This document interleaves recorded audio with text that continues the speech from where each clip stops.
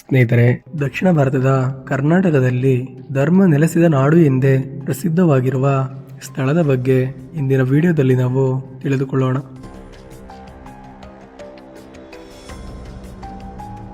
ಗೆಳೆಯರೇ, ಪ್ರತಿಯೊಬ್ಬರಿಗೂ ಧರ್ಮಸ್ಥಳ ಶ್ರೀ ಮಂಜುನಾಥ ಸ್ವಾಮಿಯವರ ದೇವಾಲಯದ ಕುರಿತು ಒಂದಿಷ್ಟು ಮಾಹಿತಿ ತಿಳಿದೇ ಇರುತ್ತದೆ. ಹೇಗೆಂದರೆ ಇದು ಅಷ್ಟೊಂದು ಮಹತ್ವವನ್ನು ಹೊಂದಿರುವ ಶಿವ ದೇವಾಲಯವಾಗಿದ್ದು, ಧರ್ಮಸ್ಥಳದಲ್ಲಿ ನೆಲೆಗೊಂಡಿರುವ ಶ್ರೀ ಮಂಜುನಾಥ ಸ್ವಾಮಿಯ ಇತಿಹಾಸವನ್ನು ತಿಳಿದುಕೊಳ್ಳೋಣ. ಕರ್ನಾಟಕದಲ್ಲಿ ದಕ್ಷಿಣ ಭಾರತದ ಧರ್ಮ ನೆಲೆಸಿದ ನಾಡು ಎಂದೇ ಪ್ರಸಿದ್ಧವಾಗಿರುವ ಸ್ಥಳವೇ ಧರ್ಮಸ್ಥಳ. ಇಲ್ಲಿ ಸಾಕ್ಷಾತ್ ಶಿವನೇ ಮಂಜುನಾಥನ ರೂಪದಲ್ಲಿ ನೆಲೆಸಿದ್ದಾನೆ ಎನ್ನುವ ನಂಬಿಕೆ ಇದೆ. ಈ ದೇವಾಲಯದ ಮೇಲೆ ಆಣೆ ಮಾಡಿ ಆಣೆಯನ್ನು ಪೂರೈಸದೇ ಇದ್ದರೆ, ಮಾಂಸಾಹಾರವನ್ನು ಸೇವಿಸಿ ಈ ದೇವಾಲಯವನ್ನು ಪ್ರವೇಶಿಸಿದರೆ ಅಂತಹ ವ್ಯಕ್ತಿಯ ಜೀವನದಲ್ಲಿ ನಕಾರಾತ್ಮಕತೆ ತಾಂಡವಾಡದೆ ಬಿಡಲಾರದು. ಈ ಕಾರಣಕ್ಕಾಗಿ ನಾವು ಧರ್ಮಸ್ಥಳ ಶ್ರೀ ಮಂಜುನಾಥ ಸ್ವಾಮಿಯ ದರ್ಶನ ಮಾಡಲು ಹೋದಾಗ ಕೆಲವೊಂದು ನಿಯಮಗಳನ್ನು ಕಡ್ಡಾಯವಾಗಿ ಪಾಲಿಸಬೇಕು. ಆ ನಿಯಮಗಳ ಕುರಿತು ನಾವಿಲ್ಲಿ ಸಂಪೂರ್ಣವಾಗಿ ತಿಳಿದುಕೊಳ್ಳೋಣ. ಧರ್ಮಸ್ಥಳವು ನೇತ್ರಾವತಿ ನದಿಯ ದಡದಲ್ಲಿರುವ ಶಿವನ ದೇವಾಲಯವಾಗಿದ್ದು, ಸುಮಾರು 800 ವರ್ಷಗಳ ಇತಿಹಾಸವನ್ನು ಹೊಂದಿದೆ. ಈ ದೇವಾಲಯವು ವಿಶ್ವ ಪ್ರಸಿದ್ಧ ದೇವಾಲಯವಾಗಿ ಜನಮನದಲ್ಲಿ ನೆಲೆಯೂರಿದೆ. ಶ್ರವಣ ಬೆಳಗೊಳದಲ್ಲಿರುವಂತಹ ಬಾಹುಬಲಿ ಮೂರ್ತಿಯನ್ನು ನಾವು ಇಲ್ಲಿ ಕೂಡ ನೋಡಬಹುದು. ದೈವಗಳ ಆದೇಶದ ಮೇರೆಗೆ ಪಾರ್ಗಡೆ ವಂಶಸ್ಥರು ಇಲ್ಲಿ ಧರ್ಮಸ್ಥಳ ಶ್ರೀ ಮಂಜುನಾಥ ಸ್ವಾಮಿಯವರ ದೇವಾಲಯವನ್ನು ನಿರ್ಮಿಸಿದ್ದಾರೆ. ಧರ್ಮದೇವತೆಗಳು ಇಲ್ಲಿ ಶಿವಲಿಂಗವನ್ನು ಸ್ಥಾಪಿಸುವಂತೆ ಆದೇಶಿಸಿದಾಗ ತಮ್ಮ ಪ್ರತಿನಿಧಿಯಾದಂತಹ ಅಣ್ಣಪ್ಪ ಸ್ವಾಮಿಯನ್ನು ಅವರು ಕದ್ರಿಗೆ ಕಳಿಸುತ್ತಾರೆ. ಕದ್ರಿಯಿಂದ ಶಿವಲಿಂಗವನ್ನು ತರುವ ಮುನ್ನವೇ ಧರ್ಮದೇವತೆಗಳು ಧರ್ಮಸ್ಥಳದಲ್ಲಿ ದೇವಾಲಯವನ್ನು ನಿರ್ಮಿಸಿದ್ದರು. ನಂತರ ಇಲ್ಲಿ ಶಿವಲಿಂಗವನ್ನು ಪ್ರತಿಷ್ಠಾಪನೆ ಮಾಡಿದರು.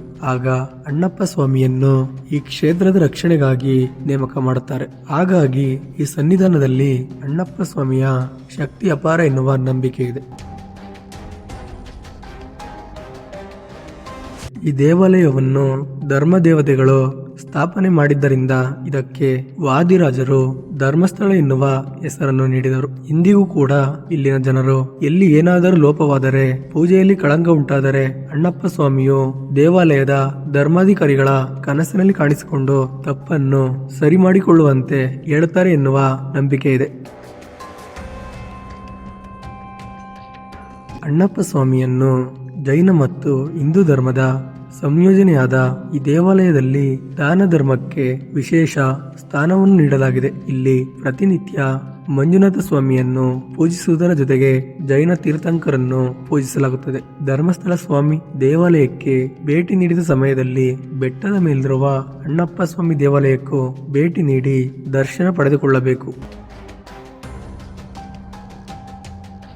ಅಣ್ಣಪ್ಪ ಸ್ವಾಮಿಯ ದೇವಾಲಯಕ್ಕೆ ಕೇವಲ ಪುರುಷರಿಗೆ ಮಾತ್ರ ಪ್ರವೇಶವನ್ನು ನೀಡಲಾಗಿದೆ. ಮಕ್ಕಳು ಮತ್ತು ಮಹಿಳೆಯರು ಅಣ್ಣಪ್ಪ ಸ್ವಾಮಿಯ ದರ್ಶನವನ್ನು ಮಾಡುವಂತಿಲ್ಲ. ಧರ್ಮಸ್ಥಳದಲ್ಲಿ ನೆಲೆಗೊಂಡಿರುವ ಶ್ರೀ ಮಂಜುನಾಥ ಸ್ವಾಮಿಯವರ ದೇವಾಲಯವನ್ನು ಪ್ರವೇಶಿಸುವ ಸಮಯದಲ್ಲಿ ಪುರುಷರು ತಮ್ಮ ಅಂಗಿ ಹಾಗೂ ಬನಿಯನ್ಗಳನ್ನು ತೆಗೆದು ಹೋಗಬೇಕು. ಅರೆಬರೆ ಬಟ್ಟೆಯಲ್ಲಿ ಯಾರು ದೇವಸ್ಥಾನವನ್ನು ಪ್ರವೇಶಿಸುವಂತಿಲ್ಲ.